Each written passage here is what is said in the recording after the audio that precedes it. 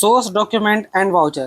क्या होता है सोर्स डॉक्यूमेंट एंड वाउचर? देखिए, सोर्स डॉक्यूमेंट आपका एक प्रकार का समझ लीजिए प्रूफ होता है। जब आप सेल परचेज या और भी बहुत तरह का जो ट्रांजेक्शन यानी बिजनेस ट्रांजेक्शन करते हैं, वो आपका एक प्रकार का प्रूफ होता है कि वो ट्रांजेक्शन हुआ है। ठीक है, तो देखिए यहाँ पर क्या लिखा हुआ है, a source document is a written document. Obvious वो रिटन में ही रहता है। आप परचेज कीजिएगा तब भी आपको रिटन डॉक्यूमेंट मिलता है। सेल कीजिएगा आप, अगर आप एज ए बिजनेसमैन, तब भी आपको रिटन डॉक्यूमेंट किसी को लिख करके दीजिएगा, या और भी जो बिजनेस ट्रांजेक्शन कीजिएगा तो एक प्रकार का वो आपका रिटन डॉक्यूमेंट होता है, जो एक प्रकार का प्रूफ होता है कि हाँ भाई ये बिजनेस ट्रांजेक्शन हुआ है। मतलब फॉल्स नहीं है, ऐसा नहीं है कि आप फ्रॉड टाइप से 1 लाख का सेल दिखा रहे हो, 2 लाख का सेल दिखा रहे हैं, 1 लाख का परचेज, 2 लाख का परचेज दिखा रहे हैं, फ्रॉड नहीं कर रहे हैं। तो वो सोर्स डॉक्यूमेंट क्या एक प्रकार का प्रूफ है कि हाँ ये ट्रांजेक्शन हुआ है। अब देखिए, अगर उसको अगर जो रिसिप्ट मिलता है, जो आपको कागज मिलेगा, उसमें देखिए क्या क्या लिखा था। उसमें डेट, अमाउंट, कितना क्वांटिटी में खरीदे हैं, अलग अलग पार्टी का नाम, दुकानदार का नाम, कस्टमर का नाम, सबका नाम उसमें लिखा रहता है बढ़िया से सिग्नेचर के साथ। वाउचर किसको बोलते हैं? देखिए, सोर्स डॉक्यूमेंट तो जो बहुत सारा होगा, सोर्स डॉक्यूमेंट तो बहुत सारा होगा ना, क्योंकि बहुत तरह का बिजनेस ट्रांजेक्शन होता है। तो सोर्स डॉक्यूमेंट बहुत तरह का बिजनेस ट्रांजेक्शन होगा, वो आपको उसका प्रूफ होता है। वाउचर किसको बोलेंगे? इतना सारा सोर्स डॉक्यूमेंट में मान लीजिए बुक्स ऑफ अकाउंट्स बनाने का सिर्फ इतना का जरूरत था, इतना का। तो जिस जिस सोर्स डॉक्यूमेंट को आपको बुक्स ऑफ अकाउंट्स बनाने के लिए जिसका आपको हेल्प लीजिएगा, यानी कि एज ए एविडेंस की तरह उसको इस्तेमाल कीजिएगा, उसको क्या बोलेंगे? उसको बोलेंगे हम लोग वाउचर। बस यही है वाउचर और सोर्स डॉक्यूमेंट में अंतर। सोर्स डॉक्यूमेंट बहुत सारा होता है, उसमें से जिस जिस सोर्स डॉक्यूमेंट को आप एज ए बिजनेस की तरह ट्रीट कीजिएगा, मतलब बुक्स ऑफ अकाउंट्स बनाने के लिए एविडेंस की तरह ट्रीट कीजिएगा, वो आपका क्या कहलाएगा? वो आपका कहलाएगा वाउचर। ठीक है, तो देखिए यहाँ पर यही लिखा हुआ है, source document is used as evidence for recording transaction in the books of in the accounting books, it becomes voucher. ठीक है, सिंपल भाषा में यहाँ पे देखें, voucher is prepared on the basis of source document. मतलब वही सोर्स डॉक्यूमेंट से ही आपका वाउचर बनता है। सोर्स डॉक्यूमेंट बहुत सारा रहेगा, उसमें से जिस पार्ट को आप बुक्स ऑफ अकाउंट्स में बनाने के लिए इस्तेमाल कीजिएगा एज ए एविडेंस के तौर पे, ये आपका क्या कहला जाएगा? ये आपका कहला जाएगा वाउचर। ठीक है, अब चलिए हम लोग अलग अलग प्रकार का सोर्स डॉक्यूमेंट देखते हैं। ठीक है, सबसे पहला हम लोग क्या? Cash memo. Cash memo simply, चाहे आप जब कुछ सामान खरीदिएगा, चाहे बेचिएगा, कैश में इस बात को ध्यान रखिए, कैश में, तब क्या कहलाएगा? वो आपको कैश मेमो। अब यहाँ कैश देने का मतलब ये मत समझ लीजिए कि आपको कैश, केवल कैश ही पेमेंट करना पड़ेगा, यानी कागज या सिक्का, ऐसा नहीं। यहाँ पर आप चेक भी दे सकते हैं, ऐसा कुछ नहीं है। चेक वो चाहे यूपीआई सीपीआई करते हैं आप, सो या डेबिट कार्ड क्रेडिट कार्ड से पेमेंट करते हुए, यानी कि आप इंस्टेंट पेमेंट किए हैं, तब क्या कहलाएगा? तब क्या मिलेगा आपको? Cash memo. आप अगर कोई भी ट्रांजेक्शन किए, जब वो ट्रांजेक्शन आपका क्रेडिट ट्रांजेक्शन यानी कि उधारी का हो, उधारी का अगर वो चीज हो, तब आपको क्या मिलेगा? इनवॉइस या तो बिल। ये आपको मिलेगा जब नकदी खरीदते हैं तब, या जब उधार में सामान खरीदते हैं तब क्या मिलता है आपको? इनवॉइस या बिल। क्लियर है? रिसीट्स क्या होता है? जब आप कैश पेमेंट कीजिएगा तो वो प्रूफ होता है कि हाँ भाई ये पेमेंट हुआ है। जैसे कि अगर आप स्कूल लाइफ में हैं, अगर अभी आप, तो जब आप एडमिशन लीजिएगा स्कूल में, तो वो भी आपको देखिएगा एक एक्नॉलेजमेंट रिसीट देता है कि हाँ इस पर्टिकुलर बच्चे ने एडमिशन फीस पे कर दिया है, एडमिशन फीस को उसने पे कर दिया है। या कल चल के जब आप बड़ा बड़ा एग्जाम फॉर्म भरिएगा तो उसमें भी आपको एक एक्नॉलेजमेंट रिसीट मिलता है कि हाँ इस बच्चा ने एग्जाम का फॉर्म भरा है। ठीक है, तो एक्नॉलेजमेंट रिसीट क्या होता है कि यहाँ पे पैसा मिल गया है, ये आपका प्रूफ। ठीक है, तो ये हो गया रिसीट्स। पेन स्लिप क्या होता है? पेन स्लिप एक लंबा सा कागज होता है, जिसको आप बैंक में जाते होंगे तो बोलते हैं ना कि पैसा जमा करने वाला कागज दीजिए, फॉर्म दीजिए। तो देखिए 2 गो होता है ऐसे, वो इधर भी लिखा जाता है, इधर भी लिखा जाता है। एक बैंक खुद रख लेती है, और एक आपको कस्टमर को देती है, जिसमें वो स्टाम्प लगा देगी अपना बैंक का कि हाँ भाई इतना पैसा, मान लीजिए 50,000 रुपये आप जमा किए हैं, तो उसे क्या बोलेंगे? पेन स्लिप, यानी उस कागज को बोलते हैं जैसे लंबा सा रहता है। ठीक है, चेक क्या होता है बताने की जरूरत नहीं है, आप लोग सब कुछ चेक आज के डेट में देख लिए होंगे, तो चेक समझाते नहीं है। मेन है ये important, credit note and debit note, ये बहुत इंपॉर्टेंट टॉपिक है, इसको ठीक से देखते हैं।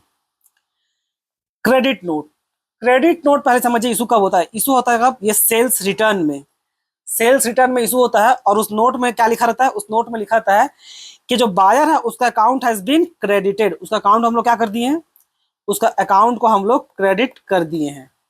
इससे समझ में नहीं आएगा वर्बली, अब आपको हम एग्जाम्पल के थ्रू समझाते हैं, उसको ज्यादा आपको क्लैरिटी के साथ समझ में आएगा। देखिए यहाँ पर हम राम को मान लीजिए एग्जाम्पल के तौर पर लिए, राम को हम लोग सेल किए थे पहले, ठीक है, मान लीजिए ये 10 तारीख को सेल किए थे, ठीक है, 10 तारीख को सेल किए थे, तो उस समय क्या एंट्री पास किए होंगे, Ram account debit to sales account, ये एंट्री पास किए होंगे। अगर हम लोग उसको क्रेडिट पर सामान बेचे, उधार में सामान बेचे, तो राम हम लोग का डेटर बन गया, तो Ram account debit to sales account, ये 10 तारीख को।